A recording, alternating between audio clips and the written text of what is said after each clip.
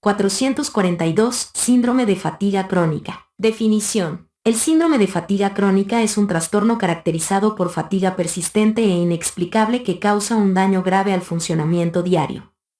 Además de la fatiga intensa, la mayoría de los pacientes con síndrome de fatiga crónica refiere síntomas como dolor, disfunción cognitiva y sueño no reparador. También es posible que haya cefalea, dolor faríngeo, ganglios linfáticos sensibles, dolores musculares, dolores articulares, febrícula, dificultad para dormir, trastornos psicológicos, alergias y calambres abdominales. Los Centros para Control y Prevención de Enfermedades desarrollaron criterios para el diagnóstico de síndrome de fatiga crónica. Cuadro 442-1.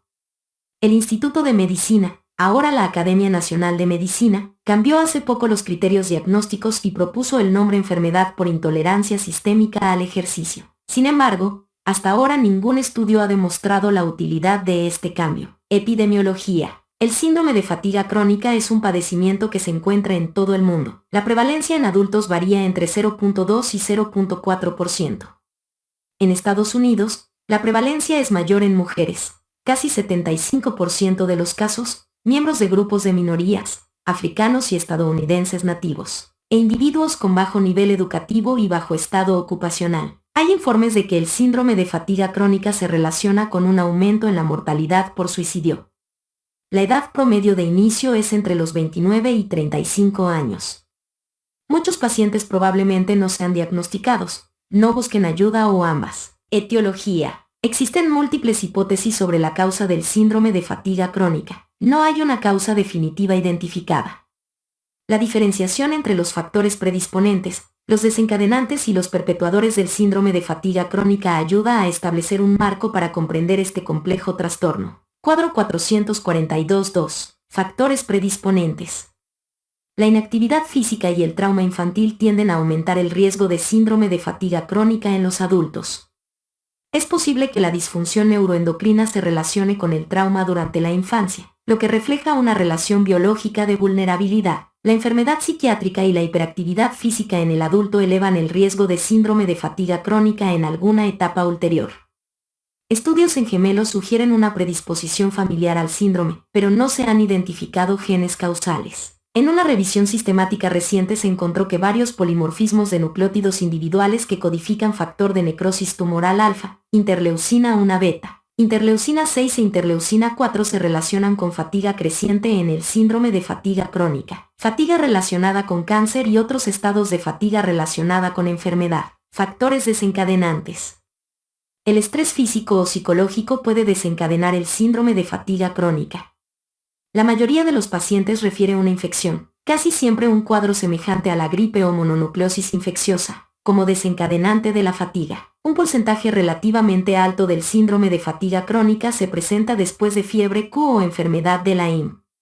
Sin embargo, no se encontraron diferencias en la carga de virus de Epstein-Barr y la reactividad inmunitaria entre quienes desarrollaron y quienes no desarrollaron síndrome de fatiga crónica, aunque los antecedentes infecciosos se relacionan. Los pacientes también informaron otros fenómenos somáticos desencadenantes, como lesiones graves, cirugía, embarazo o parto. Los episodios vitales graves, como la pérdida de un ser querido o un empleo, combates militares y otras situaciones estresantes también pueden desencadenar el síndrome de fatiga crónica. Un tercio de los pacientes no recuerda un factor desencadenante. Factores perpetuadores.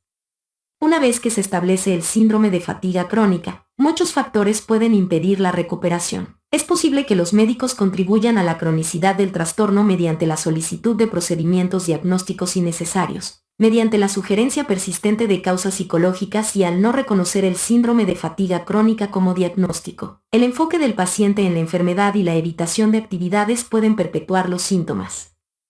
La firme creencia en una causa física, el enfocarse en las sensaciones corporales y la sensación de falta de control sobre los síntomas también pueden prolongar o exacerbar la fatiga y la alteración funcional. En la mayoría de los pacientes la inactividad se debe a las percepciones negativas de la enfermedad, más que al acondicionamiento físico deficiente.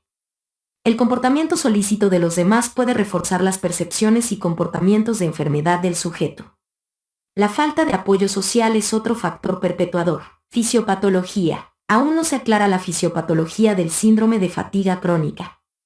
Los estudios de neuroimágenes informan que en sujetos con el síndrome se observa una disminución del volumen de la sustancia gris, pero estudios recientes parecen indicar que el dolor y no la fatiga es el que se relaciona con estos cambios. Además, los datos de la imagen por resonancia magnética funcional sugirieron que los patrones anormales de activación se relacionan con problemas para el procesamiento de la información referidos por el paciente mismo. Los estudios neurofisiológicos mostraron esquemas alterados de activación del sistema nervioso central durante la contracción muscular. Los indicios de disfunción inmunitaria no son constantes. Se han descrito aumentos modestos en la cuantificación de anticuerpos antinucleares, disminución en las subclases de inmunoglobulinas, deficiencias en la proliferación de linfocitos inducida por mitógeno, descenso en la actividad de los linfocitos citolíticos naturales, trastornos en la síntesis de citocinas y desviaciones en los subtipos de linfocitos. Ninguno de estos hallazgos inmunitarios aparece en la mayoría de los pacientes. Tampoco hay alguno que se relacione con la gravedad del síndrome de fatiga crónica. En teoría, los síntomas del síndrome se deben a la producción excesiva de una citocina, como la interleucina 1, que induce astenia y otras manifestaciones semejantes a la gripe, pero no existen datos concluyentes que apoyen esta hipótesis. Existen ciertos indicios de que los pacientes con síndrome de fatiga crónica tienen hipocortisolismo ligero, cuyo grado se relaciona con una menor respuesta a la terapia conductiva conductual. Las discrepancias en el desempeño cognitivo real y percibido son un hallazgo constante en los pacientes con este síndrome. Diagnóstico. Además de una anamnesis minuciosa, es necesaria una exploración física sistemática para descartar trastornos que causen fatiga, por ejemplo, trastornos endocrinos, neoplasias, insuficiencia cardíaca, etc. En estos pacientes, a menudo la frecuencia cardíaca es un poco más alta de lo normal, pero la hipotensión postural, que se ha incluido en los criterios diagnósticos presentados por el Instituto de Medicina, véase antes, no es más frecuente en pacientes con síndrome de fatiga crónica que en los controles. Las pruebas de laboratorio sirven sobre todo para descartar otros diagnósticos. No hay pruebas que permitan diagnosticar el síndrome de fatiga crónica. Casi siempre basta con las siguientes pruebas para detección: biometría hemática completa, velocidad de eritrosedimentación, proteína C reactiva, concentraciones séricas de creatinina, electrolitos, calcio y hierro, glucosa sanguínea, sinasa de creatina, pruebas de función hepática, hormona estimulante de la tiroides, anticuerpos antigliadina y análisis urinario. Casi nunca son útiles las pruebas serológicas para infecciones virales o bacterianas. No se han identificado anomalías específicas en la resonancia o la tomografía. La disminución del volumen de la sustancia gris observada en la población en la resonancia no es útil para el diagnóstico en un paciente individual. No son de utilidad las pruebas amplias, no dirigidas y costosas dirigidas a la búsqueda de una causa oculta de fatiga. El síndrome de fatiga crónica es un conjunto de síntomas sin características patognomónicas y se mantiene como diagnóstico de exclusión. Los trastornos bipolares, esquizofrenia y abuso de sustancias descartan el diagnóstico de síndrome de fatiga crónica, al igual que los trastornos de la alimentación, a menos que se hayan resuelto 5 años o más antes del inicio del síndrome. El síndrome de fatiga crónica también se descarta si la fatiga crónica apareció en la inmediatez posterior a un episodio depresivo. Sin embargo, el desarrollo de depresión en el curso de la fatiga no descarta el síndrome de fatiga crónica. En 30 a 60% de los casos existe un trastorno psiquiátrico concomitante, en particular trastornos por ansiedad y del estado de ánimo. Manejo inicial. Cuando se sospecha síndrome de fatiga crónica, el médico debe reconocer el impacto de los síntomas en el funcionamiento diario de la persona.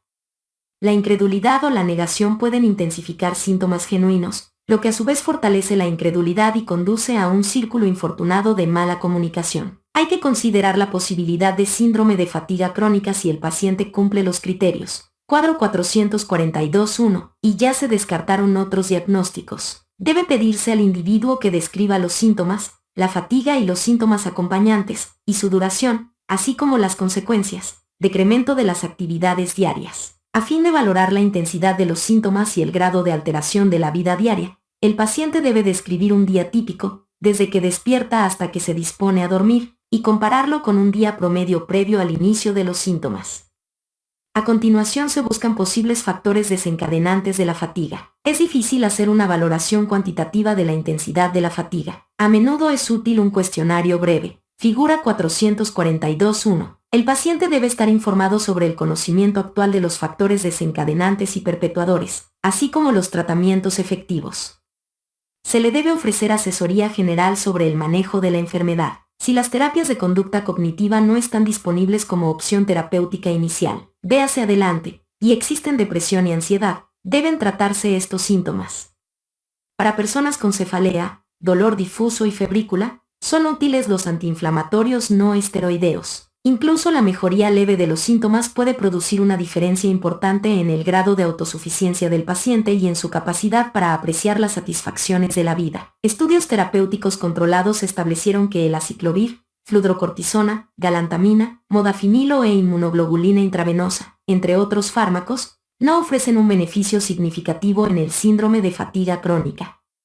Circulan incontables anécdotas sobre otras terapéuticas tradicionales y no tradicionales. Es importante guiar al paciente para que se aleje de las modalidades terapéuticas tóxicas, costosas o irracionales. Debe alentarse al paciente para mantener patrones de sueño regular, para permanecer lo más activo posible y para restablecer sus hábitos previos de ejercicio y otra actividad productiva. Trabajo. Tratamiento. Síndrome de fatiga crónica. La terapia cognitivo-conductual y la terapia con ejercicio graduado son las únicas intervenciones provechosas en el síndrome de fatiga crónica. Algunos grupos de pacientes argumentan contra estas estrategias por la implicación de que el síndrome de fatiga crónica es solo un trastorno mental. La terapia cognitivo-conductual es una estrategia psicoterapéutica enfocada en cambiar los elementos cognitivos y conductuales relacionados con el trastorno. Incluye educación a la persona sobre el modelo etiológico, establecimiento de objetivos, restauración de horarios fijos para el sueño y el despertar, desafiar y cambiar las ideas sobre la fatiga y actividad o preocupaciones, disminución del enfoque en los síntomas, distribución de las actividades en todo el día, aumento gradual de la actividad física, planeación del regreso al trabajo y reanudación de otras actividades. La intervención, que casi siempre consiste en 12 a 14 sesiones distribuidas en 6 meses, ayuda a los pacientes a obtener control sobre sus síntomas. La terapia con ejercicio graduado se basa en el modelo de falta de acondicionamiento e intolerancia al ejercicio, y casi siempre incluye un programa de ejercicio en casa que continúa durante 3 a 5 meses. Se aumenta en forma sistemática la marcha o el uso de una bicicleta con frecuencias cardíacas determinadas que deben mantenerse. Sin embargo, no hay señales de que la pérdida de condicionamiento sea la base de los síntomas del síndrome de fatiga crónica.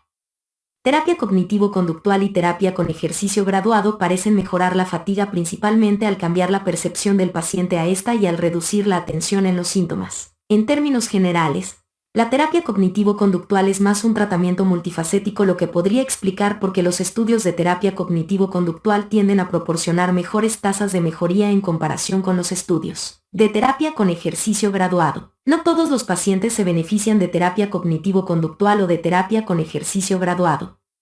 Las predicciones de malos resultados son enfermedades asociadas, incluidos trastornos psiquiátricos, síntomas de incapacidad actual y dolor intenso. La terapia cognitivo-conductual ofrecida en una etapa temprana de la enfermedad disminuye la carga del síndrome para el paciente y para la sociedad, ya que reduce los costos médicos y los derivados de la discapacidad. Pronóstico. La recuperación completa del síndrome de fatiga crónica es rara sin tratamiento. La mediana de la tasa de recuperación anual es del 5%, intervalo 0 a 31%, y la tasa de mejoría es de 39%.